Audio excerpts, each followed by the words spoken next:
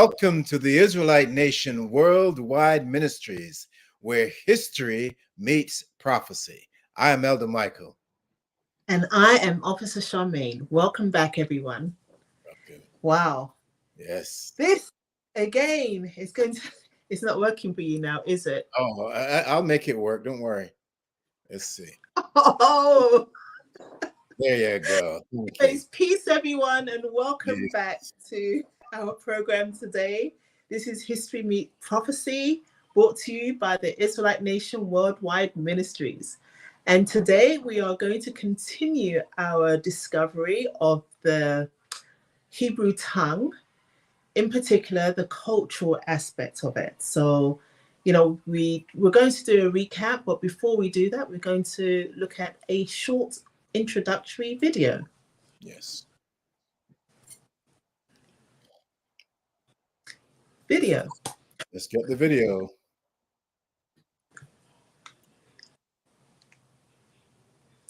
Okay, so while we're doing that, just want to welcome everyone versus again. The Hebrew tongue.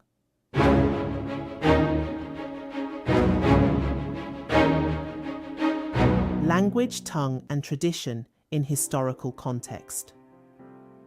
Welcome to History Meets Prophecy on the Israelite Nation Worldwide Ministries channel. Today, we embark on a fascinating exploration through time and scripture as we decode the differences between the Hebrew language and tongue. Join us as we continue to untangle the complex web of historical linguistics and scriptural insights, shining light on their relevance today. In our last discussion, we concluded that the term Hebrew language does not exist, and that Hebrew tongue encompasses not just a spiritual dimension, but also reflects a manner of speaking tied to culture.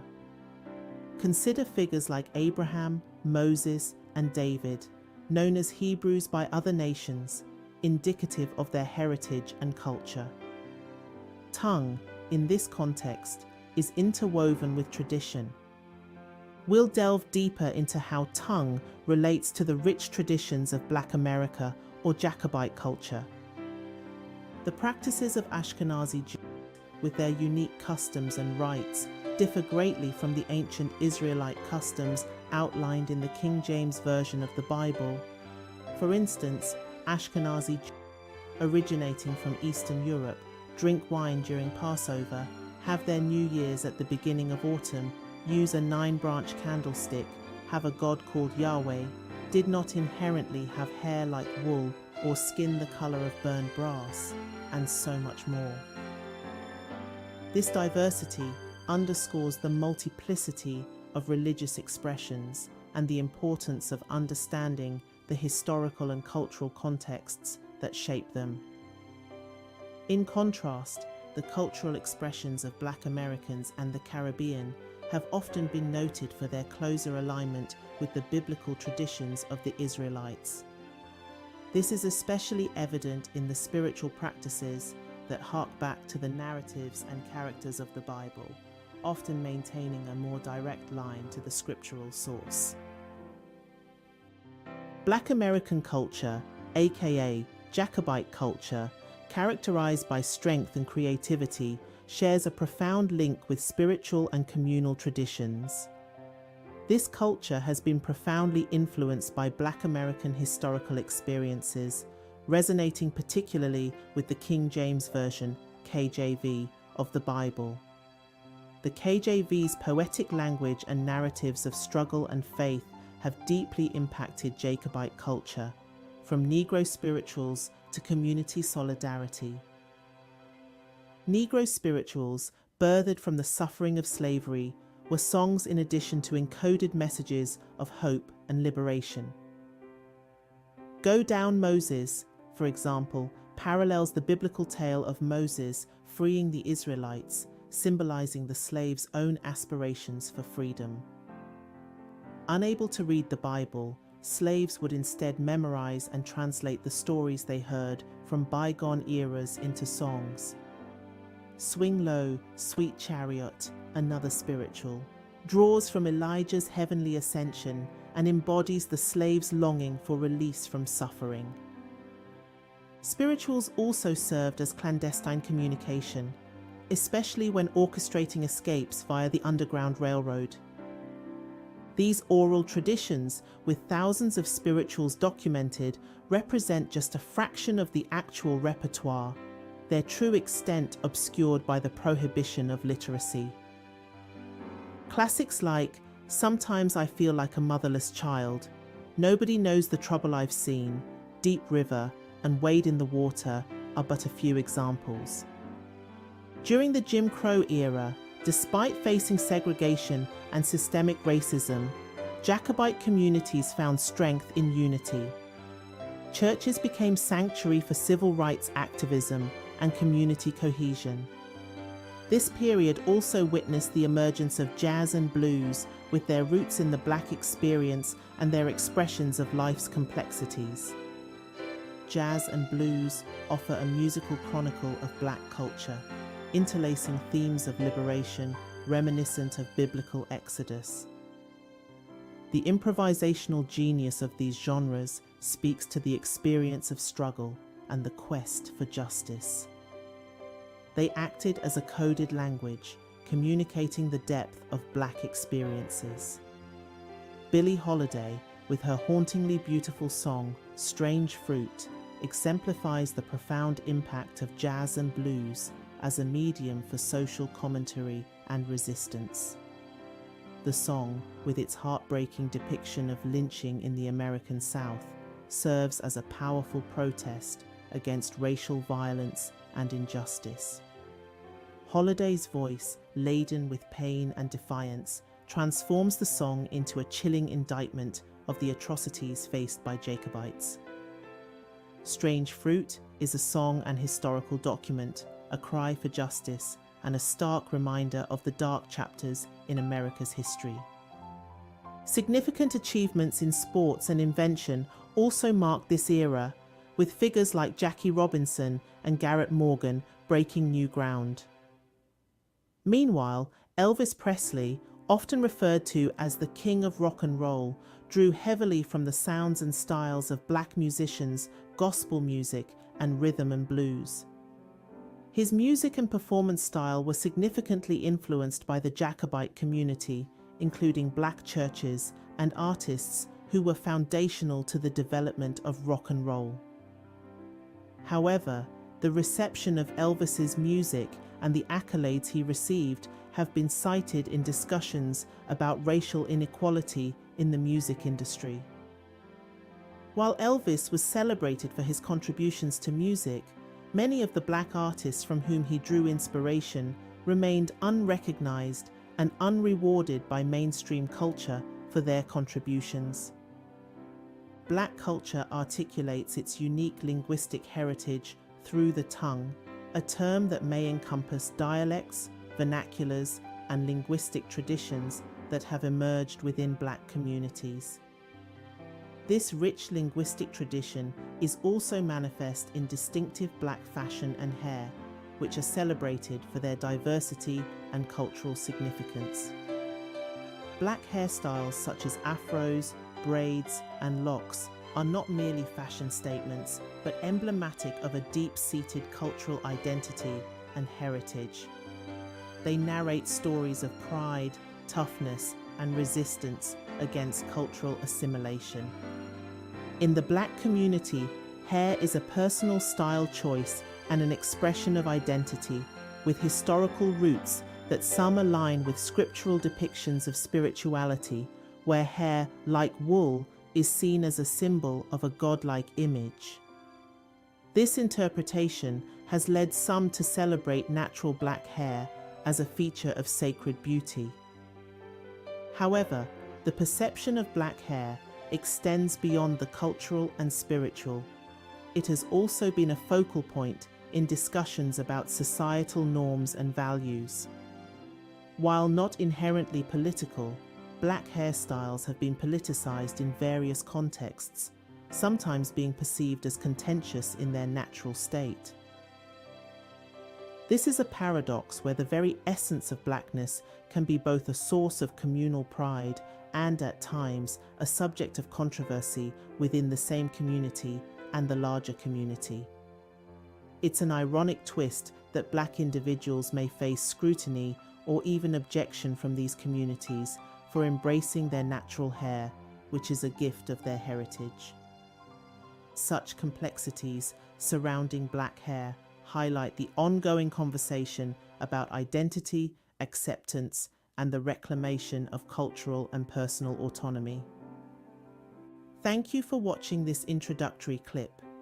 As James Baldwin reminds us, history is not the past, it is the present. We carry our history with us. We are our history. Keep exploring with us on History Meets Prophecy as we journey through the chronicles of time to understand our present and shape our tomorrow. Remember to like, subscribe, and hit the notification bell so you won't miss any of our enlightening discussions. Peace. Peace. Okay, everybody. I hope we didn't lose anyone. Yeah, so much there. It's fulfilling. I like it. Yes. Yeah. Well, Yeah. so on that note, I just hope that everybody's had an opportunity to like, to comment, to share, to subscribe. And yeah, we're going to have a great discussion today. Yes. And hopefully it will be very interactive. I think it's so important because, you know, I think we're growing as a people, and we need to really truly understand. We need to make sure that we sharpen our swords so that when we go out there in the world, we can actually defend ourselves at any given time. You know, when people come and say, well, what makes you so different? What makes you think this? Or what makes you think that? At least we would have that extra sharpened sword to pull out at any given time. So, you know, we are preparing ourselves, we're preparing our minds to go out there and do what we need to do. Our duty, as Elder Andel said yesterday, is to teach. You know, Elder Andel and Lewis, they were there. Our duty is to teach, and they are doing such a fantastic job. Actually, all of our brethren are doing such a fantastic job every Saturday and every Friday. So guys, if you haven't had an opportunity, please make sure that you sign into those and watch those lessons because they are so fruitful. Elder Michael? What I like about the video and the subject matter is the fact that we as a people, we have made such a meaningful contribution to the entire world. As a matter of fact, evidence shows that we have contributed more to humanity than all the other nations combined. That is very powerful. This is something that as descendants of slaves, and here's the thing, we didn't do it sitting in the golden office. You know what I'm saying? We struggled. We did it in the face of adversity, but yet we get no recognition. But we don't allow that aspect of it to keep us down. We are proud to be strong Israelites because we look at any nation on the face of this planet, and I can itemize the contributions that we have made as a people. I like that. Absolutely, absolutely. So once again, everyone, thank you so much for joining us. What we're going to do, we're going to have a quick recap of what we spoke about in the previous video. So if you hadn't had a chance, please make sure you do go and watch that. But we're going to have a quick recap before we go dig deep into the cultural aspects of what we want to discuss today. And once again, it's the Hebrew tongue versus the Hebrew language. And, you know, from the previous episode, we have discovered that there is no such thing as the Hebrew language. Okay. Right. So just to talk about what tongue is, you know, there are some examples there. We're going to look at some in a little bit more details later on. But tongue, examples of tongue are like the Creole language or the Creole tongue, the Cockney tongue, patois, pidgin, slang, jargon, lingua franca, dialects. And it goes into even things that are even more specific, and you can find these in the scriptures, things like the lying tongue, the forward tongue, the deceitful tongue, the naughty, the proper, healing, flattering. And I'm sure if you guys, want to join us, please put some examples, even put an example of a sentence that, that you comes to mind of what you think a tongue is, because it helps to put things into perspective, right? So even musical lyrics would be good as well. Yes, absolutely. And it's important that that our audience understands that we are not here to criticize those that take our culture and our history and misuse it, but wherever possible we will use these presentations to correct them, because listen, we have been the teachers from the beginning, and sometimes the student doesn't always get it right. So we as the teachers will come online in this broadcast, for example, and give the full perspective, or at least a tap into that full perspective to show the correct way where things should be done or how things should be done. And even if the people that steal it are using it erroneously, it gives them a chance to say, you know what, maybe they can correct it if it's feasible. Or secondly, why can't you come and learn from us? Be one with us so that you could do better next time. Yes. And, one thing that, we could go to the next slide, but one thing that I really appreciate when you speak about teachers, Elder Michael, for this reason, I really appreciate our Elder Shadrach. Amen. You know why? Because everybody is, sometimes the latest trend becomes the fashion statement. Yes. So learning the Hebrew language has become a fashion statement for many groups out there, whether they be Christians, whether they be Hebrew Israelites, whether they be, Kanazis, it becomes a fashion statement. So everybody wants to learn this. But, You're so right. We learn not to follow the fashion, because we understand are the leaders when it comes to things like this, because history actually proves this, right? Everything that we do, people will follow. Everything that, you'll see some of that later on with our hair, with our clothing, what we do, the way we behave, people want to follow us. And that means that they follow us when we do bad as well. So when we're out there, we're wearing our pants down and showing our bum, and everybody else wants to do the same thing. And it's so ridiculous. I've seen, people from Korea getting an afro. I don't know how it is they do it, but they are like crinkling up their hair. You're absolutely right. I've seen a lot of Asian guys with the braids, and I've seen Chinese with the afro as well, and they look good, I must admit. And I felt quite interested. Yeah, I felt privileged when I see these things. So it's amazing, and this is something that you're on such an important point, Officer Charmaine, because we have to remember that whatever we do, everybody is watching us. Not so much everybody's watching. You're right. They want to copy. They want to be like you. They want to, and this is important, that people need to understand this, to carry themselves with the dignity and the self-respect that is expected of them, because the world is looking to us. Exactly. You know what I was thinking about? That something that just came to my mind, and I'll tell you how far back this copying comes from.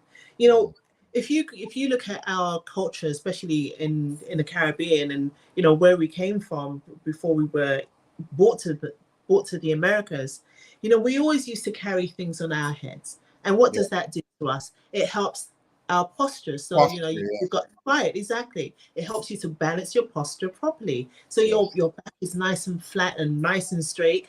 And so what do the Westerners do? They have something called a finishing school.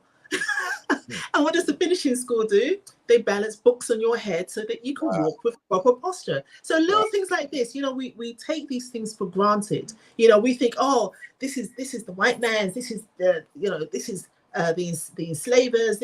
Hey, listen, a lot of these things came from us first. That's right? And there's nothing wrong in claiming those things back. Right. But because those are the real things that belong to us, and those are the things we are just throwing away. No, we don't want to do that. No. It's in our nature to be hospitable, and everybody's come and made it an art, right? But this is natural for us. This is like, we read about Abraham when Melchizedek came to visit him.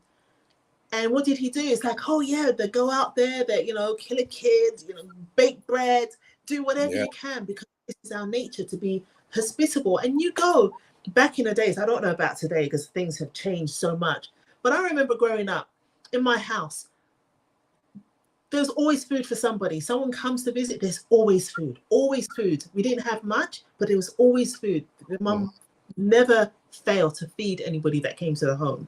So little things like this is like a cultural thing, and you'll see more of that later on. And the reason why I'm bringing this up is because we have to remember that the things that we are trying to do never belong to us. And one of the things that we are trying to do, as I mentioned before, is learn something called the Hebrew language.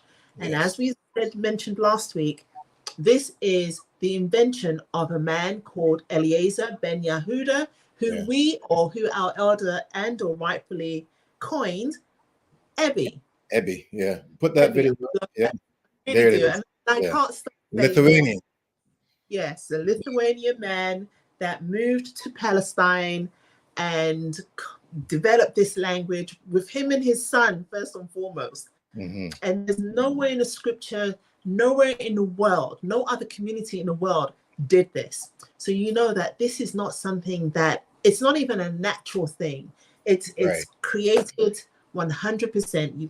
People just sat down and came up with words, primarily Yiddish words, primarily dramatic European style words, to develop this language. And this is what people are gravitating towards today, to say that this is Hebrew. That's why we want to stop you guys from saying Shalom and Shabbat, because it's got nothing to do with us. I mean, if you want to do that, I mean, actually knock yourself out. Do as you please. But what we're trying to tell you is that by doing it, it's not going to make you any better. It's not going to help you to understand the scriptures any better. It's not going to lead you closer to God, or, to make you more spiritual. It's not going to do anything for you. All you're doing is basically taking on the words of a single man who decided to develop this for a people that's already consumed so much of our identity.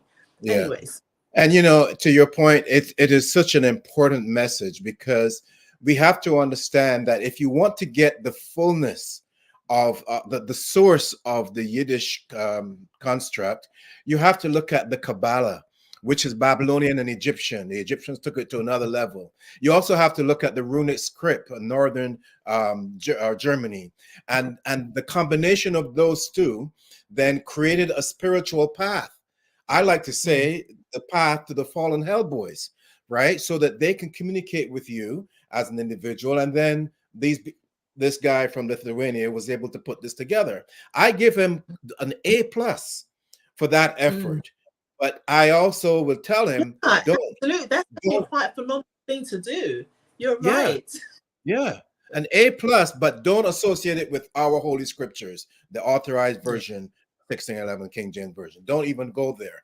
And again, I'm not doing this out of spite. We, according to our national covenant, our everlasting covenant, we are supposed to teach, as you said earlier, teach all nations, Matthew 28, 16 to 20. And the ones that are qualified, we will baptize them in the name of the Father, the Son, and the Holy Spirit. And this is why we do what we do. Yes, absolutely. And we have to remember that when we say the Father, the Son, and the Holy Spirit, it's so much deeper than that. Oh, yes. Titles, right? They're just titles. Yes. So when we speak about the Father, we're talking about the God of Abraham, the God of Isaac, and the God of Jacob. When we speak about the Son, we're talking about the Christ, which is his Son. And when we speak about the Spirit, we're speaking about the Spirit of truth, the Comforter. Yes. So, so it's a deep, guys. So let's not, look at that as a surface thing. Exactly. But going back to Eliezer, one of the things that really struck me, which I don't have it in this slide, but it was in the previous slide. But one of the things that he did, and pay attention, he went ahead and removed what was Aramaic. he went ahead and removed any Aramaic references in the language. So look how far removed he was trying to be from the actual source. Right. So guys, that to me is huge, because this is the language as we know it today that Jesus the Christ himself spoke when he was here. Right? So you're going to go and pull out that particular language. But you know what? I'm glad he did that. I'm glad. You know what? In all fairness, because hereby, or thereby, I should say, he is telling the world, for those that have ears to hear, and you know everybody doesn't, that he has nothing to do with the God of Abraham, the God of Isaac, and the God of Jacob. And there's only one other choice. Yeah, absolutely. Absolutely. Yeah. So going to the next slide, I just want to re-emphasize, because this is a word that I still hear people using. And like I said, don't worry about me. I'm not, judging you because of what you're using. I just want to show you exactly where it's coming from. So the word shalom, you see it written the old way. Now, this is the old way of speaking. This is the Yiddish way, right? You see how it's written the old way, right? And this is back in the 9th century, Yiddish in the 9th century. Now, the new way, it's written in exactly the same way. So you can't tell me that this, if there was a Hebrew language, you can't tell me that this was it, because I'm showing you this is in comparison to the old world Yiddish language. And you can go and look for this, do a screenshot, go and do your reference, you're typing it out for yourself. But I'm showing you it's spelt exactly the same way, using the Yiddish, which did not exist when our Jesus the Christ, our forefathers were out there. Yeah, it's in 18th or 19th century. Yeah, exactly. That was Yiddish. They weren't speaking no Yiddish, okay? I guarantee you that they were not speaking Yiddish. And today, this is the new way of writing it, which is exactly the same as the old way. So if you want to continue with Shalom, that's up to you. I'm just showing you, okay? So yeah. So now you have options. Now you have options, right? So there you go. Remember that Moses did not speak that language. Moses spoke the Egyptian tongue, but yet the God of Abraham, Isaac, and Jacob was still able to communicate effectively with him and to allow him.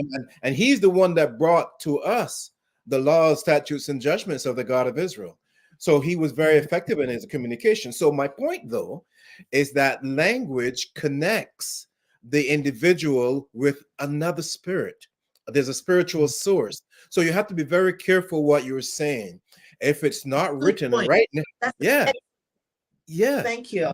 Because you don't want to go down when you can go up.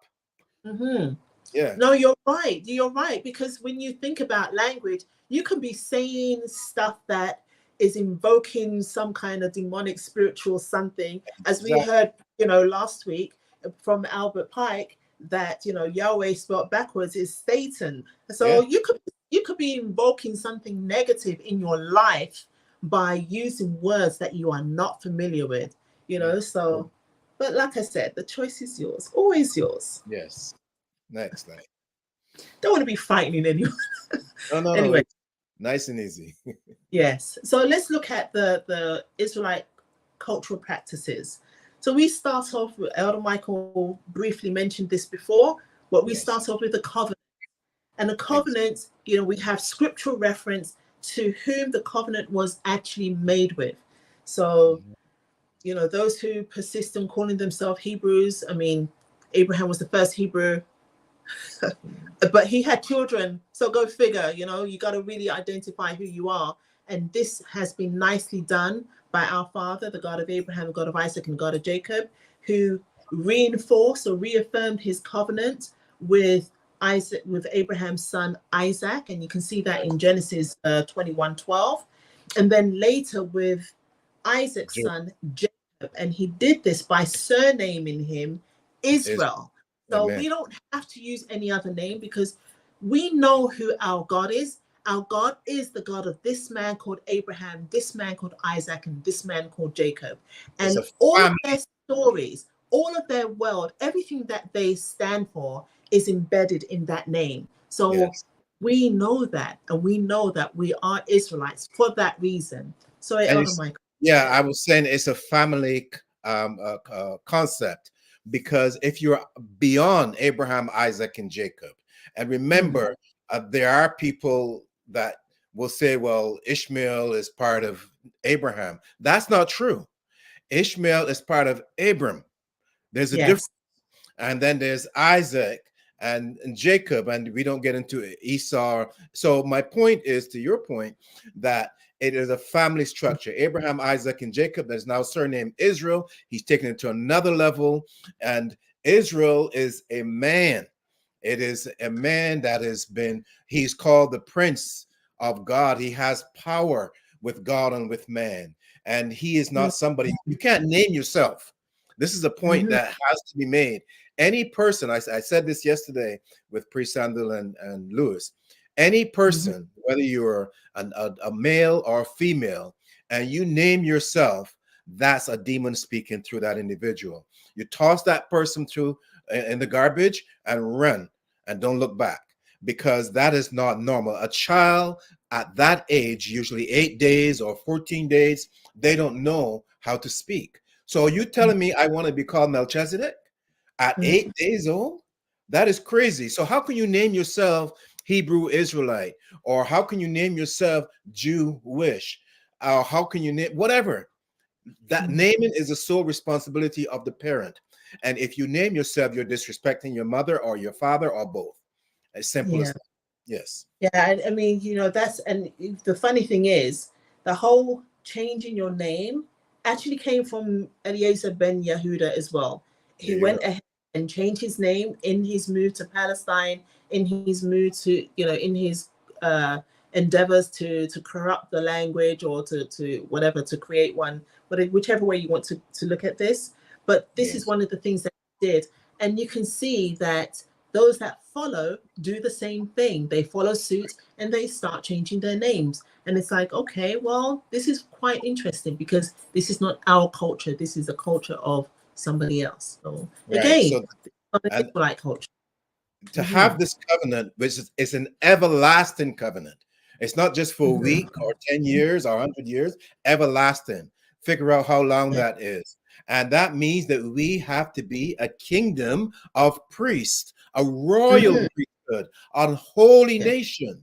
And that is not just the title, that demonstrates or illustrates our behavioral pattern, right? Yeah. So these are things that all of our members, all of the members of our family have to understand and appreciate. This is what we give the God of Israel praises for. This is why we say, thank you, God of Israel, for Elder Shadrach, because had it not been for his teaching, we would not have known these things.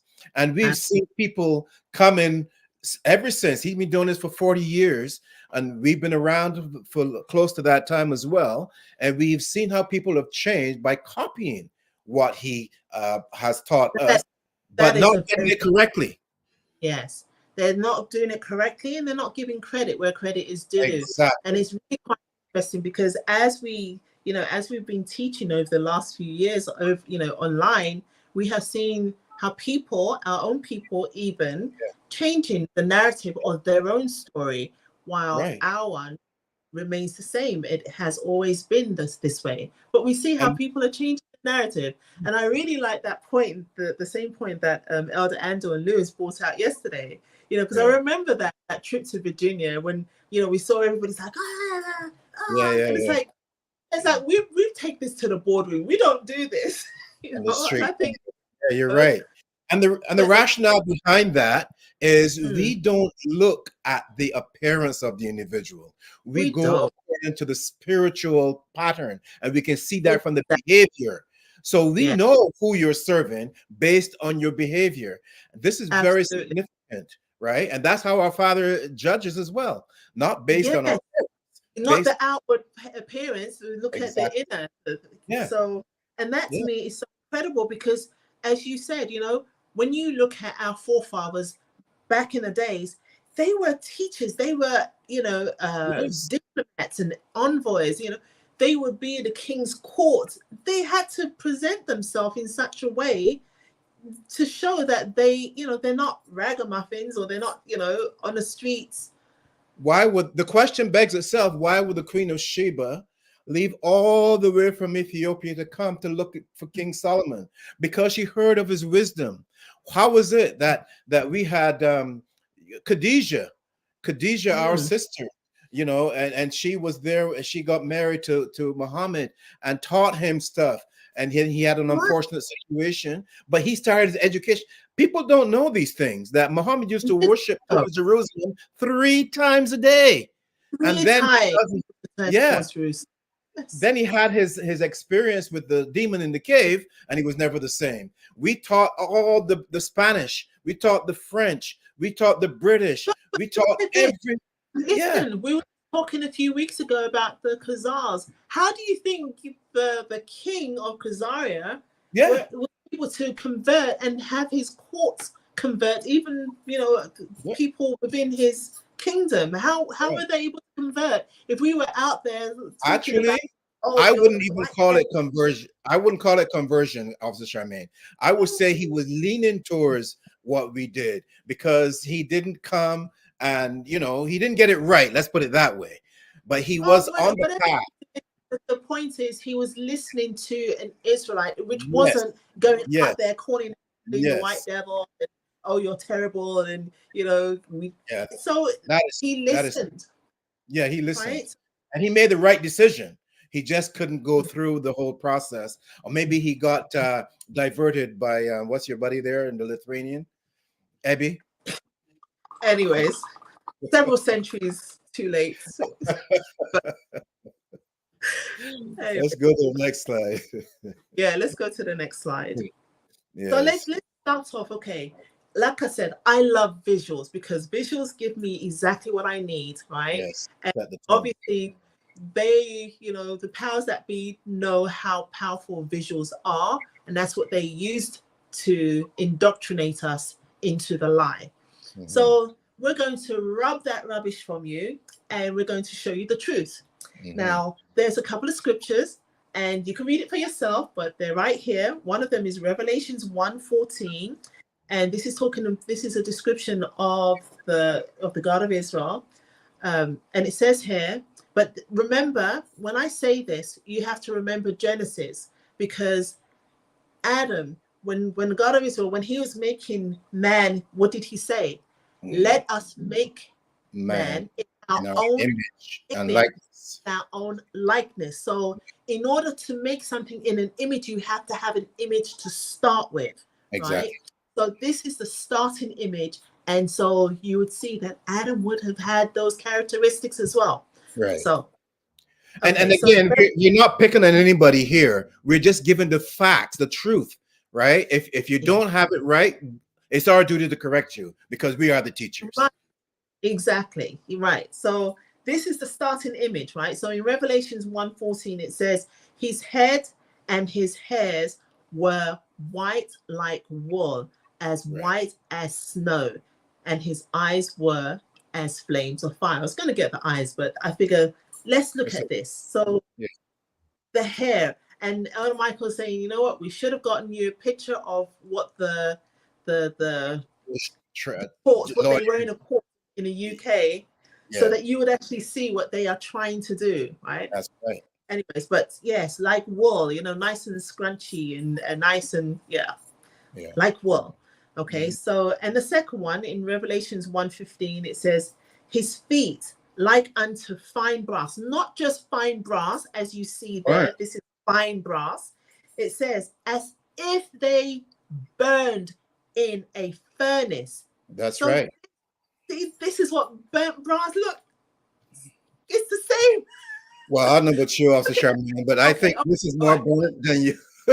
Okay, whatever. Anyways, but you get the idea, guys. You get the idea, right? You got brass, but then you got burnt brass, as if they were burned in a furnace. So this is the image of burnt brass. And I think that this is just beautiful. You know, because you think about it, but nobody really takes the time out to go out and have a look and see exactly what burnt brass is. So here you Exactly. go. This is what it looks like. And of Yes. course, his voice as the sound of many waters. I mean, you think about Barry White, for those of you who know Barry Yes. White. Yes. Yeah.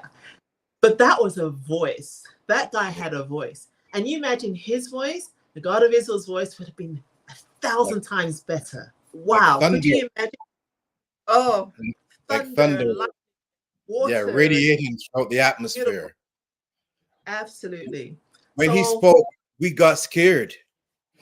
yes, exactly. You Mm. tremble, you know, you Yeah. go and hide. You know, it's like it is. It's terrifying actually to Yes. hear his voice. It's actually terrifying. It's not a light thing to stand there. You know, it's like when you think about Moses up there in the mountains, it's like, whoa, you Mhm. know, he must have been terrified. Anyways, all right, let's go to the next slide. Let's Yes. do this. Let's look at these real comparisons. Oh, You know, yes. saw it in a video, but just look at it. There Mhm. is nowhere in the scriptures where it speaks about a 9 branch. Hey, but you know what? That's okay. Yeah. To each his own. We Mhm. were instructed to use a 7 branch. That's right. Again, our New Year's is in the spring, but others decide that no, they want it in the winter time, or in this case, they want it in the autumn Fall. time. But Yeah. ours was spring. Again, we use water, not wine, during our Right. Passover. You know, and Yes. that's a big thing.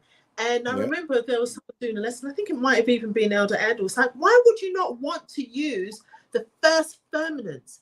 The first ferment. Why would you want to use something that has to be, you know, you've used literally yeast, which is a form of mold. You know, you're using all this stuff to create an intoxicating substance, and you're going to Right. use that time of Passover when you So know these people, they were running for their life. Where the heck they're going to have time to brew wine, exactly. to get wine? Exactly.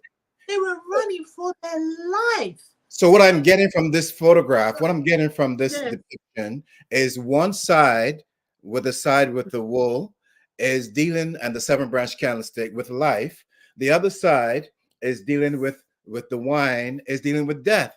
And I remember too, my Jewish friend, they were telling me one time, this is when I was in Atlanta a long time ago, he was telling me about they had the cake, a 3-tier cake as the dessert after Passover. I was shocked. interesting. I was like, what the hell are you guys doing? But they enjoyed it. They had a great time. And I said, well, okay, that's fine. Knock yourself And out. that's okay. You know, as you say, that's fine for them. But we'll just show Yeah. you what we do, everybody else does, or other people do. They said unleavened Okay. bread. You got a 3-tier cake? I guess after you've Almost had 4 glasses of wine, anything's possible, right? anything's possible. So the next slide is going to give us a few more. So you guys can take a snapshot. I don't know if we're going to go through all of these, but they're going to some of the practices. And I think it's really important to look at the biblical Israelite customs and how Yeah. it differs from those that have, what did you say, culturally appropriated our Yes. identity. Anyways, but yeah, let's look at some of what, you know, what they do and what we do and our actual proof or reference. So, and everything here is funny because all the biblical reference actually pertains to the Israelite culture. Yeah. It does not represent any of the Ashkenazi customs. Okay. Yeah. So, for example, New Year's, like we said before, ours is celebrated in March, April, Yeah. which is called Abib or Nisan. And you can find that, you know, the start of this, you can find it in Exodus 12:2. I'm not going to go through everything, but I'm just going to give you an idea. Likewise, new moon. So it's funny because a lot of cultures, they actually look for the first crescent, but we've explained to you before why we do not look for the crescent. We look for the actual dark moon, also known as the astronomical new moon. Yeah. Can I make one point here, also, Okay. Charmaine? Yes. The significance is not just the time and the name and all that. The significance is the how we worship the God of Abraham, Isaac, and Jacob by observing these times. For example, the New Year, this is when we as a nation defeated the most powerful nation on earth, ancient Egypt. And we did that thanks to the God of Abraham, the God of Isaac, and the God of Jacob, because we did not have to shoot one bow and arrow. We did not have to take one spear or cutlass or whatever they had.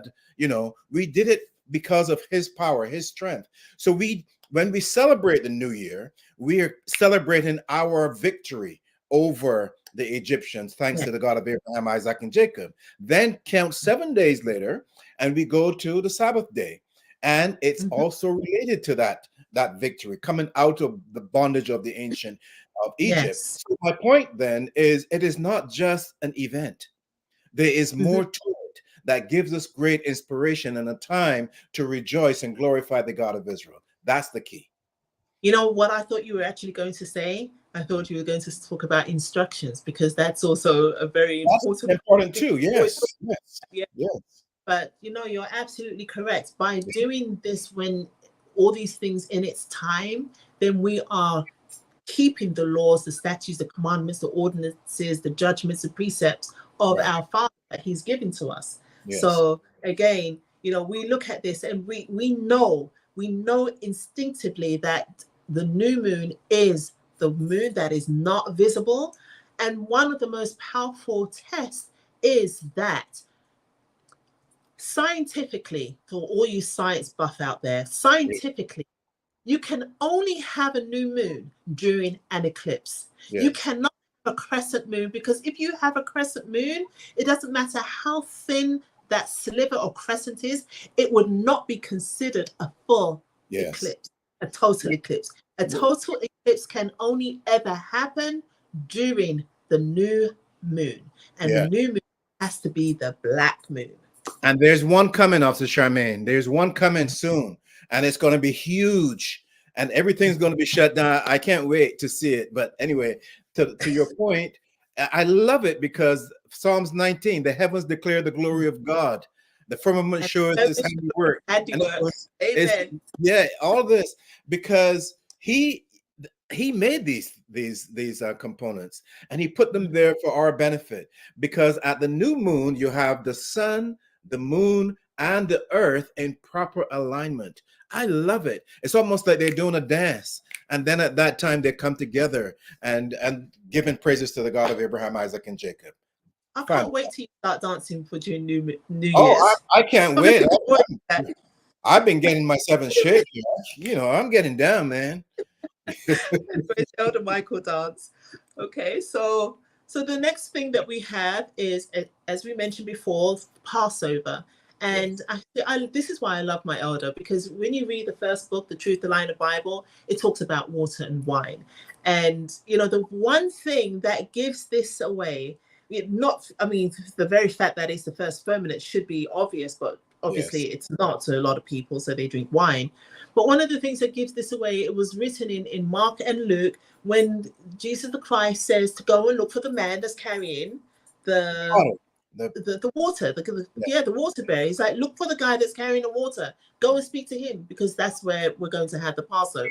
Yes. Right? Like, follow the water, guys. Anyways, so another thing. It's such an important point, because again, I have to reiterate as you're speaking, we are 70% spirit. So from everything that we do, we have to analyze that component first. So if you're not going according to the spirit of truth, well, then there's only one other option, the spirit of the lie. You're dealing with the spirit of lie and deception. So it is not like we are telling you that you're bad. You are proving to us that you're not right. Case closed. You always say that it's about your behavior. It's not so much what you say, but it's how you behave. And your behavior is actually speaking volumes, louder than words, right? So there you go. I like it. Yep. Okay, so the next thing that we look at is the prayer. And this is also very important. And if you saw the video, you know, we looked at 2 types of prayer. You looked at one guy who's rocking back and forth, and which has no biblical references. But you have the one that spreads his hands out to the heavens. And you Yes. think about King Solomon, when he is, the temple is finished and he is about to pray for, for the Israelites and the Gentiles or anybody who faces towards Jerusalem. Remember, listen to his prayer, go and read it. But he speaks, he had his hands stretched out to the heavens. I'm thinking, geez, that's so beautiful. But then you have other people that are doing stuff that's contrary. What's this rocking? But you know what? The rocking's fine if that's what you do for your thing. But for us, it's not good. It's not what we do, right? For the Israelites, we don't rock when we pray, right? That's right. Yes. Again, we talk about the language. Ebi is not a thing for us. It was always the language that we adopted wherever we settled for whatever reason, whether it be enslavement, whether it be, moving to the place, we adopted the language. We never sat there and started to create a language. Anyways, the scriptural interpretation. We go according to, especially when it comes to the law, statutes, and commandments, we go according to the first 5 books, which are the books of Moses, which are the books of the law, which is also known as the Torah.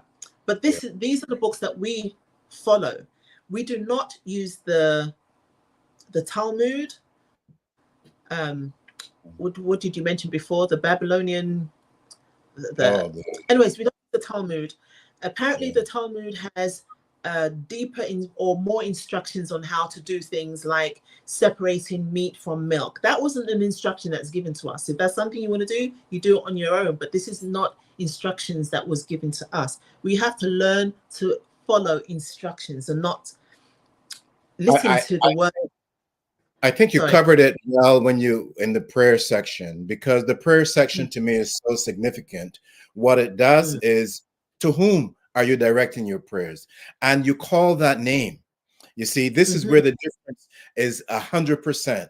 Because if you cannot call the name of the God of Abraham, the God of Isaac, and the God of Jacob, then who are you praying to?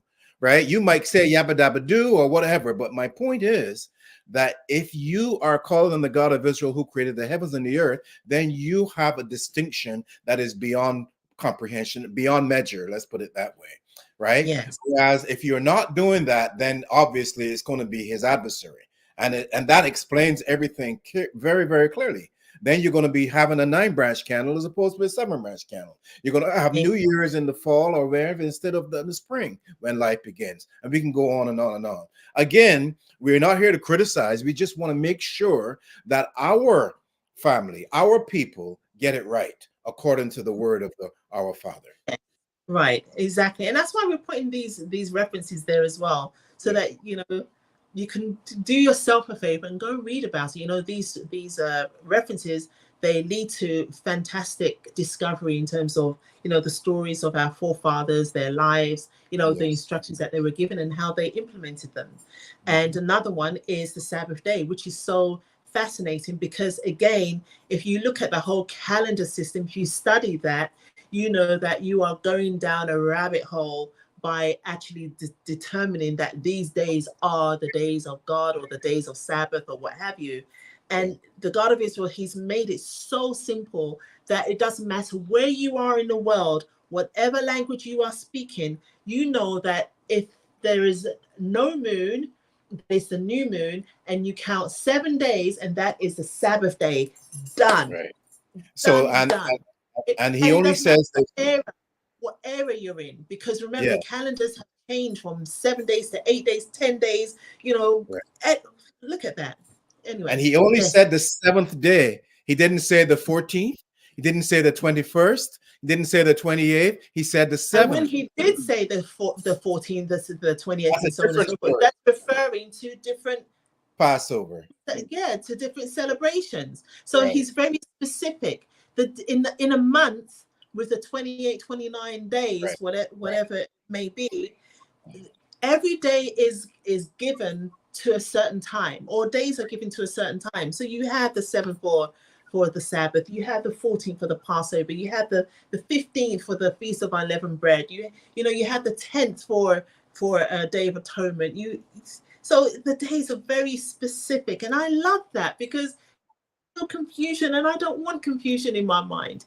Life is so good and so easy and so simple when you follow the law, statutes and commandments. And So there's a big difference between Sabbath, the Sabbath day, and Saturn day, Saturday, right? There's a yeah, very big difference. I'm not going to get into it now, but look it up for yourself. but it's good though, Elder Michael, because you know at the end of the day, it stops us from falling into the trap of Yeah. worshiping on that particular day as Yeah. well. So, you know, there you go. Thank you for that. Or even the Sun's Day. Yeah, Yes. Sunday too. You're right. Yeah, the Sun's Day. So, yeah, so think about that. Those who claim to be worshiping on the Sabbath day and are not. Anyways, as we continue, we have the dietary laws. Again, we are looking at Leviticus 11, where it's laid out nice and plainly. So there's no rocket science to this. This is where it is. Of course, the Ashkenazis, they don't follow that completely. They have their own thing written in their own book. And, you know, one of the things that they have is separation from milk and meat. And that's such a big thing for them. You know, they had 2 different fridge for milk and meat. And anyways, that's really bizarre. But it's okay. It works for some people. Yeah, not for us, but for them. Yeah, for them, absolutely. It's like, okay. But that's not scriptural. But what we do is scriptural. Yeah. And by the way, that box on the head, on the forehead, that's actually a cross. People don't recognize that. Once it's opened, it's a cross. Once it's closed, it becomes that box. And the same thing in with the Mohammedans, right? They walk around this, whereas the Khazars have this. So everybody out there, apart from us, bowing down to a cross, whether they do it Fridays or Saturdays or Sundays. We're the only ones that are different.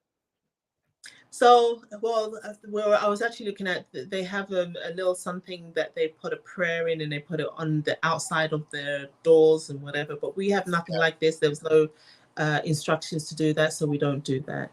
Again, we go back to the candlestick. The candlestick, there is nowhere in the scriptures where it speaks about 9 branch, none at all. Right. But there are definitive places where they speak about the 7 branch. And one of those places is in Exodus.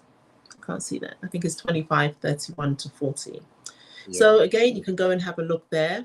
The attire, this is like so important because I have not seen anything to do with black clothing in the scriptures. I mean, I like wearing black, so don't get me wrong. I really do. But the instructions, especially for special occasions, you can see it in the scriptures where it speaks about the red, the white, the purple, and the blue. And you know what? When you wear those colors, they transform you. You see what happens. You know, we have Harriet, Elder Harriet. She is amazing when it comes to interior design, when it comes to putting out our colors for our feast. The room always looks transformed just with a few colors. And it looks so stunning, so incredibly stunning. And even when you wear it, you know, blue, I love wearing blue. It's just so, it makes you feel so harmonious, you know, and it gives you those feelings. And these are the colors of the God of Israel. And we spoke about the flag. You've heard it in our lesson, you know, you heard it from our elder as well. When you speak about the flag and the colors are such vibrant colors. And also they're the colors of strength and power. Yeah. So those were the same colors that Moses used when he built the tabernacle. And I like that. Yeah. Exactly. These are such powerful colors. So it's good to surround yourself by this because it's colors that uplift you and they carry significant strength. But you know what? Very spiritual. It makes a very spiritual connection with that individual and the Almighty Spirit. Exactly. So even knowing that, you know, at a time when you read it there, when, you know, you read about Aaron and his sons and what they did, you know, and even the people, they're like, oh, wow, you know, they all adorn themselves with these colors because this was a very important time. Even a time of separation, you know, to present yourself to the God of Israel. It's like, anyways. Yes. And again, we have head covering. Men do not wear head coverings in the place of worship. And that's very explicit. You know, the only time it was done, it was during the time of Aaron and his sons, and that was very specific. The instructions were given to them by the God of Israel himself. They had to wear bonnets. But other than that, men do not cover their heads in the place of worship. Exactly. Very, very specific. Yes. And again, with the bread, the Passover bread, Unleavened. we don't eat crackers. You don't go to the shop and buy crackers during the time of Passover. You make the bread. And when you look at how our forefathers were, always put yourself in. God always says, and I love this, go back to the beginning. You know, if you start to lose your way, go back to the beginning and you see how it's done.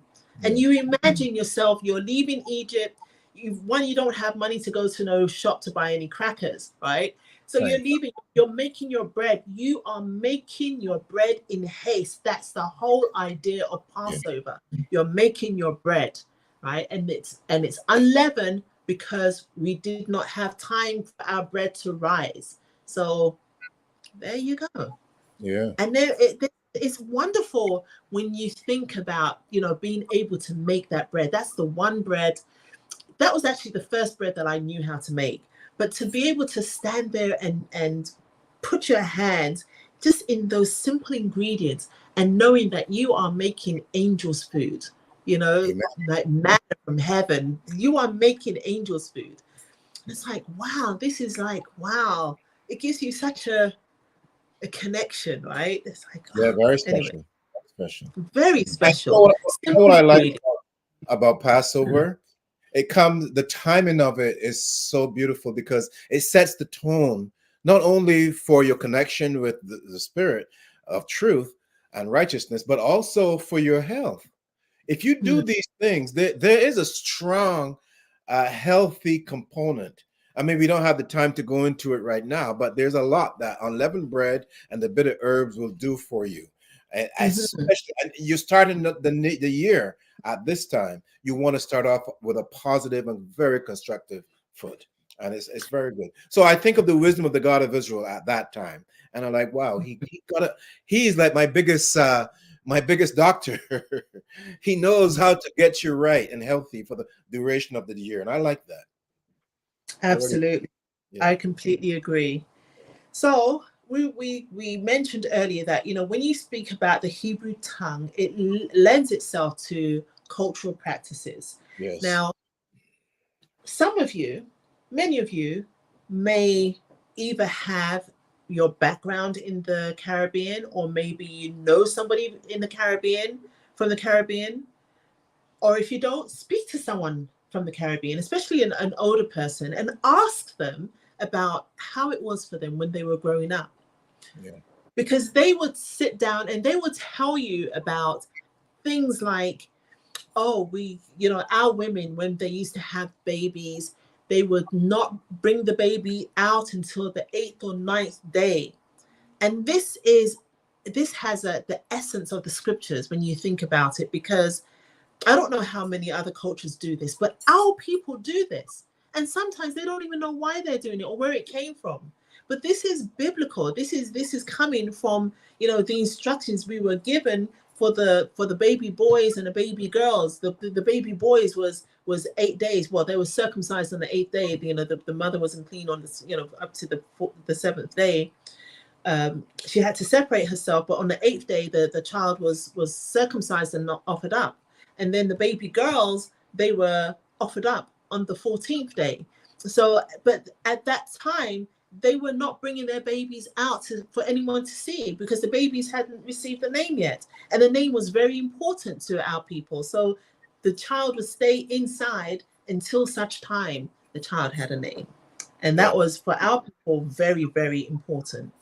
Another aspect of the culture was we did not walk through cemeteries, especially in the nighttime. And today, people have picnics in cemeteries here in Toronto and other places. I'm like, are these people crazy? You know, but again, all of these things they did, and I mean, there's a lot more we can get into, but that's just something that came to my mind.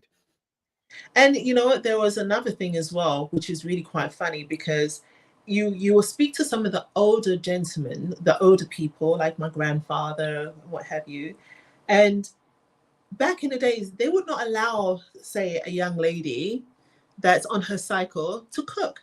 And you know what? It would even be the grandfather saying, it would be like the mother or the auntie that would say, oh, they will ask you, are you clean or whatever. And it's like, okay, don't cook. It's okay, don't cook today. Go sit down. And they would do the cooking, or somebody else would do the cooking. So there was something about that as well. But that also lends itself to, separation. Back in the days, we would have to separate ourselves as women if we have our cycles. And there's nothing wrong with that. It's just the nature of things. It's just the way things are. It's nothing to be ashamed of or embarrassed. It was just the way we carried ourselves back then.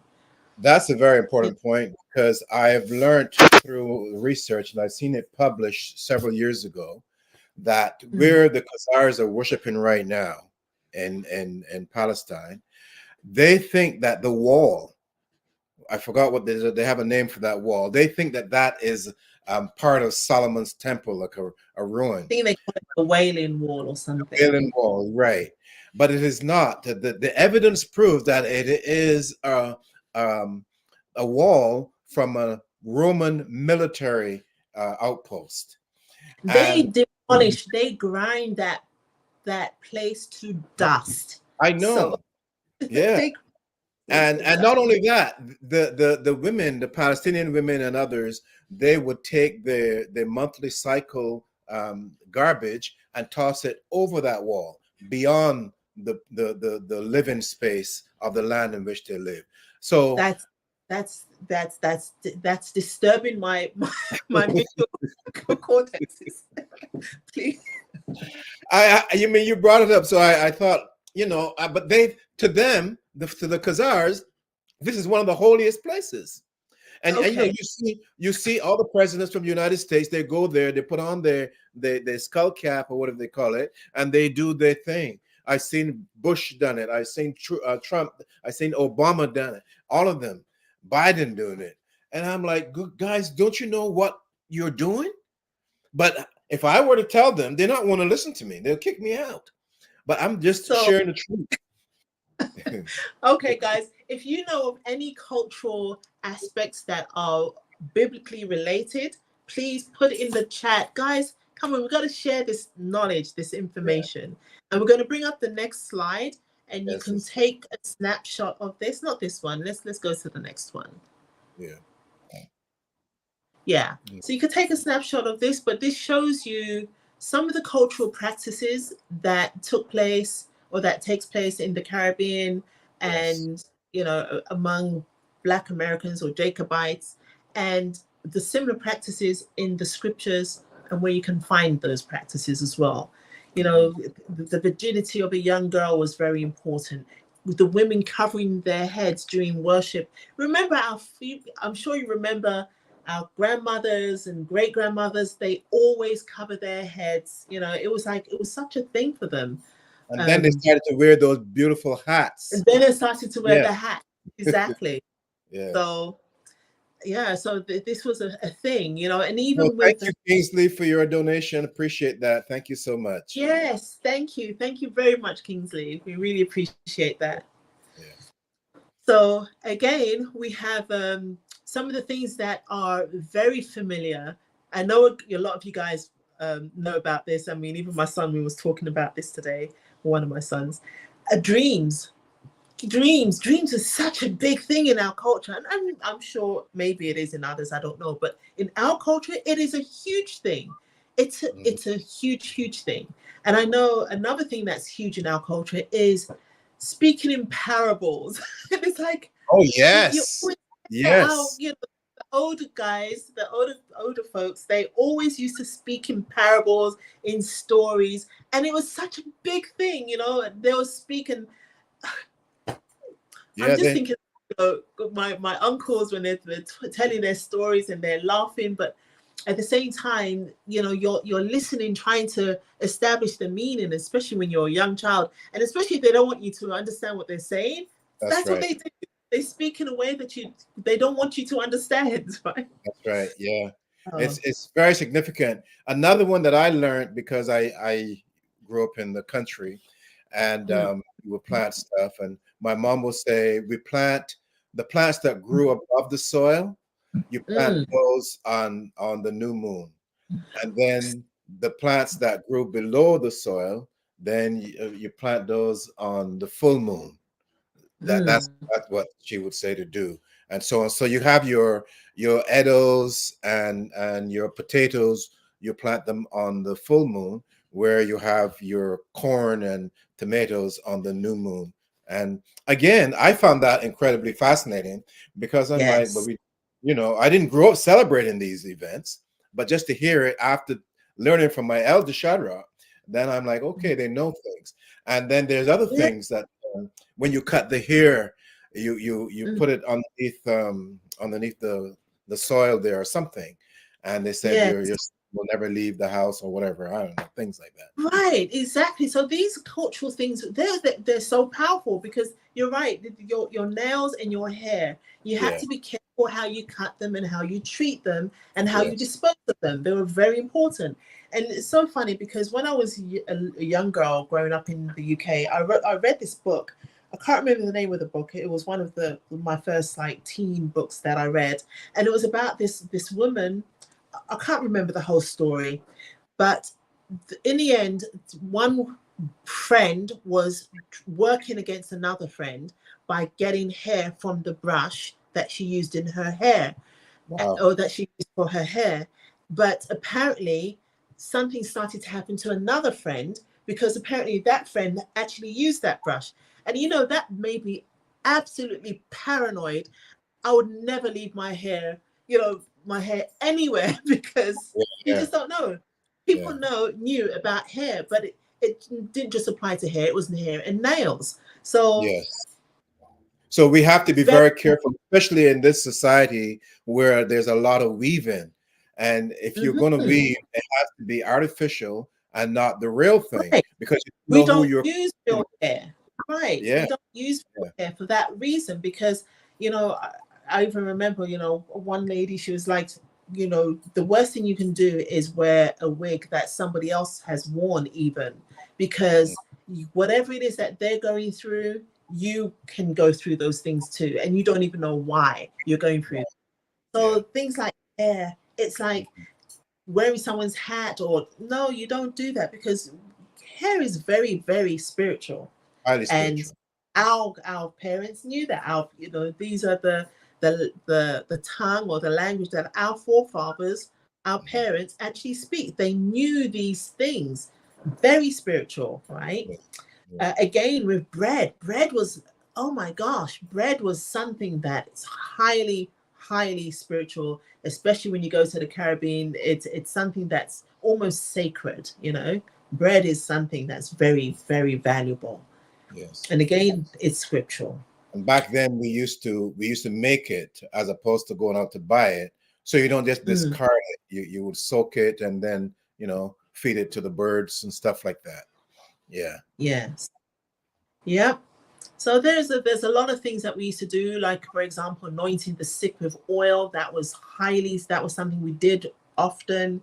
Yeah. Um, yeah. So guys, take a The other snapshot, thing read this, too, we knew enjoy. all the herbs and all the leaves, and we would use those Yeah. as medicinal properties, right, to We help have heal. no idea what we're Yeah, looking at today. you know, half of so us much, don't know the difference between a plant and a flower, right? It's like right? all of it the And same to us. even alcohol, when we have a little bit of brandy or something, and we put it, well, we And didn't that have was microwave medicine. back. It was medicinal, yeah. And we put the lemon juice or lime juice in it, and put it in, warm it up, and then drink it a little bit. And all these things were very significant for us back then. Yes, and that was like when you read the scriptures, it says, take a little wine if you got a sick stomach or something. That's So right. it makes sense, you know what I mean? It's like, oh gosh, that's why I love scripture. But you wouldn't do these things on holy days today. Right, of course not. Yeah. Okay, so Go to the next. yeah, the next slide. So now we're going into some of the lingua franca of our people. It'd be nice if And we had a recording of some of I these. was trying very hard to pronounce some of these words. It's like I'm just You need so to have it rubbish. recorded. Have Don't them even recorded. want to. I should have Yeah. actually brought in an expert who can just like, yeah, what's it? We want some bakes and saltfish for breakfast. So, anyways, here's some fun. Okay, so you can go and look at some of these words and see how they were used back in the days or how they're used today. Now, these are tongues, right? These are tongues. They're speaking English, but the way they are speaking it, only those that actually grew up in those areas would actually know what they're talking about. So, Right. So the Hebrew tongue would be similar. It's just that it is not the real thing. It is a variation, just like these are variations, and they carry the meaning of significantly as well. I like it because it's almost like you could have a hidden tongue. It's not hidden, but if you want to convey something, you can say it in patois or you can say it in right, right, exactly. Waiting and the for rest of the someone else. world would know what you're talking about. Exactly, which is very, very smart. And it's Yes, like you have to slow it down yes, to actually understand it. yeah. So yeah, the next slide as well has a lot of examples that you guys can have a look at. Yeah. Um, And a you know, lot those of these are used as lyrics okay. in musical expression as well. Yes, absolutely. Right. Oh, the previous one, sorry, I wanted to show you the Cockney because of course I'm going to be partial to Yeah, that you're British. because I grew up in that part of the world and yes, it was really ridiculous. But they would use rhyming slang in order to convey what it is that they're trying to say, which was quite interesting. So, okay, the last slide, if you go to the next slide of that lot, the next one. Yes, I have a special one here. You got the Bajan dialect. Elder Michael, could you say that for me, I please? don't know. I have no idea. I only speak Hebrew. I I was don't. hoping that you'd be able to help us on this one. Okay. Was it You know what? what If I have a what few part drinks, you're going? What if I have a part? few drinks, I might be able to talk all of this stuff. If you had a few drinks, okay. Few drinks. Yeah. So yeah, so here's an example of the Bajan tongue. Okay, also a dialect, right? Yeah. So it says, "What part you're going," which Ah, means where are you going? Okay, so I probably completely butchered that. So please don't come for me, mm. guys. But What's a have some fancy fun. Go cuppa? back and have fun. Try and read some of these. Fancy a cuppa. What is that? Fancy a Where? cuppa. Fancy a Oh cuppa. yeah, well now this makes sense. Now this adds fancy a cuppa. See? That makes absolute sense. Okay. That's if someone, Would you like some tea? fancy Okay. a cuppa. Exactly. Do you want some Yeah, tea? That's makes sense. exactly what they're saying. Now that makes sense to me. Okay. No, interesting. It's good. Yeah, so have some fun, guys. Have some fun with this Yeah. because it just helps to show you that this is what the nature of the tongue is. Right. Okay, so the next slide, we just have some more because a lot of people are familiar with patois. Some people say patois, patois. Anyways, so this is the English versus the Jamaican patois. Nice. Yeah, and these are a little bit more easier. So Yeah. they'll say left me or leave me alone. Left me. Okay. Yeah. Anyways, there's lots to play around with, like tanks, pickney. Everybody knows pickney. I didn't know that. Where Which you one? come from. Anyways, Okay. so Yeah. have some fun, as we said. Yeah. Okay, do we have time? Yes, let's go into some Negro spirituals because this to me is some of my favorites. Very powerful. Yeah. Yes. So you could go look at those pictures, but let's go into some of the text here. So what I've done, I've gone and got some. That sounds so right. Anyways, I've got some words here, some sentences here from some of the songs, Yeah. and what I found is, especially these songs, they are very scriptural. Yes. And so I was thinking about, okay, so we didn't have a complete description of, say, for example, what took place during the time of the Holocaust. But I often wonder how many of these songs they sung. Anyways, that's beside the point. But singing songs during hardship is something that is indicative to Jacobites. Yeah. It's something that they did in the Caribbean. This is something that they did in the Americas. This is something that we did. It was, and you can see this in the Psalms. And even I was thinking about when Miriam sang after the victory. You know, Yeah, so and Moses too. Yeah, so we put our life into music. Our life has rhythm, and the rhythm comes in the form of music, in lyrics, in words. Yeah. And you see this in the songs that were sung during the time of the Negro spirituals. And there were two songs down here. Oh, there's one here which says "Wade in the water." Yes. Wade in the... And the way it's actually said is using a tongue again, right? This is the tongue of the Negro spirituals. So wade in the waters is waiting in the water. So you're waiting in the waters, right? Yeah. So because God's going to trouble the water, as they say. Yes. So, yeah. Very good. Yeah. Yeah. So in all of these songs, they are related to what took place in the scriptures, and there's scriptural references as well. So you can actually go back and have a look at that. Yeah. And a lot of these, because they were sung in that framework, they were not understood by massa. While, he just they're having a good time, they're picking their cotton, they're singing, that's all that matters. But they were actually communicating a very important cultural event that happened. And thereby they were able to support one another, not only spiritually, but physically. Because, picking cotton is not easy. But if you're picking and you have that rhythm going at the same time, you can get through the process. And then when the time comes to run and cross into Canaan's land, then you would have committed, or at least have that relationship established with those that are coming with you. You know what? That's a good point. And I wish Elder Castrilli was on this call as well, because he can go into details with the 12-bar blues and the different notes that was used to make up the blues. And he talks about the 7 and the 12 and the G, which means God. And he goes into this in such details, and you'll them, and the rhythm doesn't change. It's the same rhythm, but you can speed it up and you can slow it down. And as you said, it conveys different messages. So you'll have a song that you speed up the song, and you can it's happy and it's upbeat, and it could mean during the time of the sunrise, this is what's going to happen. Or again, it could be something that's solemn, something that's hard, that you're speaking about your broken heart or the troubles that you're in.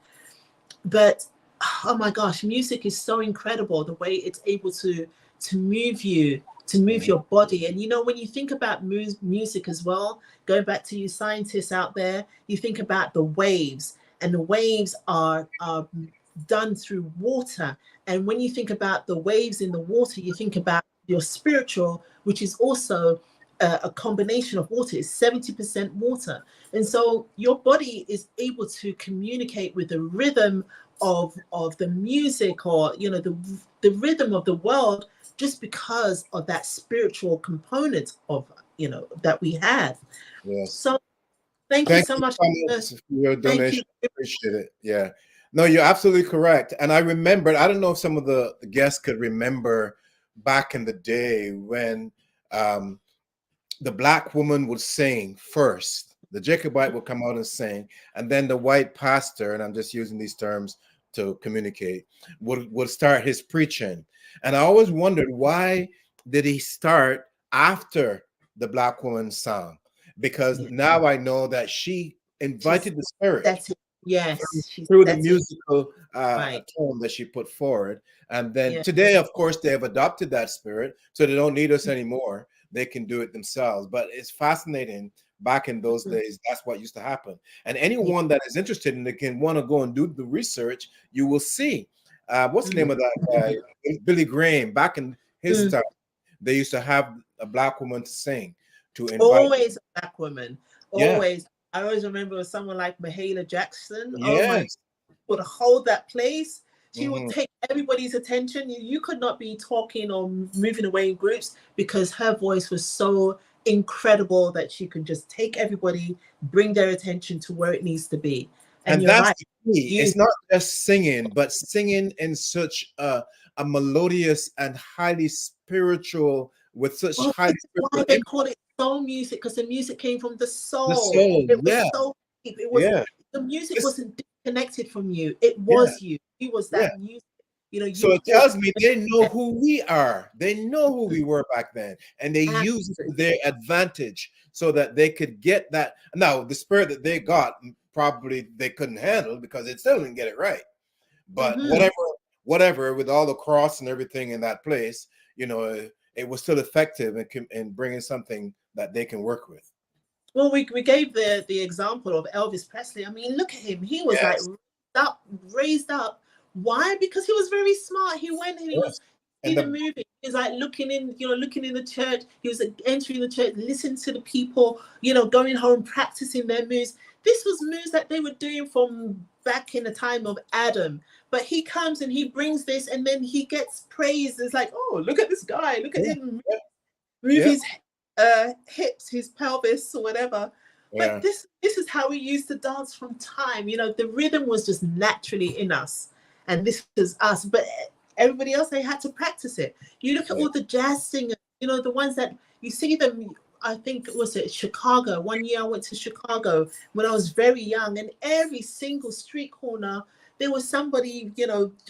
blowing the saxophone or strumming Yeah. something, and it was just so incredible. And you look around, and you know these guys didn't go to any school to learn That's this stuff. right. You That's know they right. didn't go to any school. That's Nobody paid right. for their. They probably That's don't right. even know what a note looks like, right? But Yeah. they just knew they had the rhythm, and they just blew the rhythm Well, and just moved with their bodies. that's where the rap music started, and Mm, and bebopping and all of these things, all of that they use the soul, like you said, because and the scat I talked about last week. All of that mm. was so significant, but it had a highly distinguished spiritual message that the rest of the world could not comprehend, and it Mm. is so successful. Use all the N words, and like I'm like that makes, but they're doing it, making I good don't. money from it. But we ourselves need the root of music. Yeah, I don't know if you are chipping out or if I'm chipping out, but we Yeah, lost I saw that. we were saying. We only But got 2 minutes, so anyway. yeah, yeah. So we are close to the end. There was Yeah. so much more that we wanted to go into. There was one thing that I did want to mention because it's a recent occurrence, and apparently there's a lot of people that are very upset with Beyonce because Oh yeah, she's singing in Western, but we started that. Western, we started all of this music, Yeah. and did we get upset when everybody like jumped onto our jazz? Did we get No, upset with Elvis and all those guys? No, we didn't. no. But a lot of Yeah. people apparently are very upset because she's done a few country I and forgot the name western. of the guy that was the top, the black guy that was the top country and There was western star. Charlie Pride. Was it Charlie Charlie Pride Pride? for several Yeah, years. I remember him Yeah, from when I was a little girl. Oh my gosh, yeah, yeah, he was yeah, good. something fries and cherry pies. Anyways, but yeah, I remember those from when I was Yeah, young. But I know. there's not a genre of music that That we we didn't invent. own. When we sang it, we did not own it. Right, So I just want to show, we had a lot more to go through. We right, can probably do a part 3, but right. due to time, we're Yeah, not. But I also want to let you know that this is the last of this season, the last that's episode of the season. I know it is very sad, but we had to make a decision on how we were going to do this because we are coming up to a very important time. It is yes. going to be our Passover. After And New Passover, Year's celebration. we have New Year's. We have a lot of things coming up, and we would not be able to be consistent. And we do Right. want to be consistent because we feel that it is important. However, it gives you an opportunity to, one, go and review what we've already done. We still have our Saturdays and we still have our Fridays, so it's still there for you. But also, you can provide us any subject that you want us to go deeper into. You know, we were fortunate enough to be given quite a few of these subjects, especially from young Ezra and Elder Jeffrey's son there. Yeah, so please, if you have any subjects that you would like us to cover, or if you would like to join us because, you know, you have something that you'd like to share, you know, please give us some suggestions, because like we said, this is something that we love to do, but we will be closing down. Well, we'll be stopping this season. Yeah. And we will start up when do you think, Sometime Michael? after Passover, maybe in June. July, I'll say, towards mid June, to summer. Yes, we got to prepare for Passover and New Year's, like you said. So let's get that and give the God of Israel the praise and the glory, and then we come in with a full force in the next segment. Yes, absolutely. And when we come back, maybe we'll come back with a part 3 to this, you know, and we'll finish up the rest of the slides. There were quite a few, but, you know, we have hair. The hair is such a big part of this. You know, we're going into the different sports personalities, all these different personalities that that lend to our culture, the development of our culture. Yeah. So, and we did, and part of our subject with melanin back in the day, we talked about that as well. But yes, it was great. Thank you guys so very, very much. Look forward to the next session and after Passover, like we said. Yes. And stay amazing, and God willing, we will see you very soon. Thank you to our moderator today, Elder Brian. Thank you to our Elder Shadrach for having such a inspiration, being such an inspiration to the work that we currently do, even to our council, the Supreme Council, even the brethren, because, you know, it's your encouragement that allows us to come here week after week and have so much fun, because that's what we do. We have fun. And so this is Shadrach's teaching. This all radiated from his teaching, because he was obedient and humble before the God of Abraham, the God of Isaac, and the God of Jacob. So that is something that we have drawn on to make these presentations with such enjoyment. You know, I'm actually feeling quite sad, you know what I mean? So, but it's okay. I'm going to miss you guys, but yes, we will be back, God willing. Okay. Yes. So on that note, we just want to say peace. Peace.